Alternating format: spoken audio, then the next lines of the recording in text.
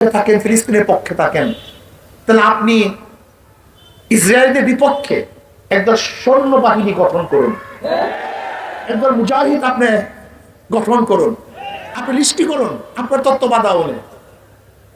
আপনি লিস্টি করুন যে বাংলাদেশ থেকে কত যোদ্ধারা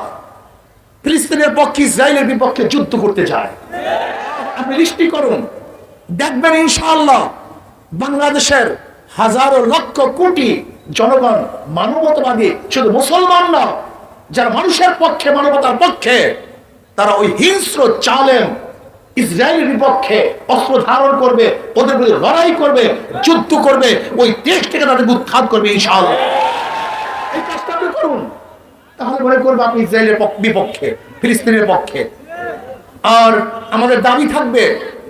ইসরায়েলি পণ্য বয়কট নয়, বাংলাদেশে ইসরায়েল কোনো পণ্য ঢুকতে দেওয়া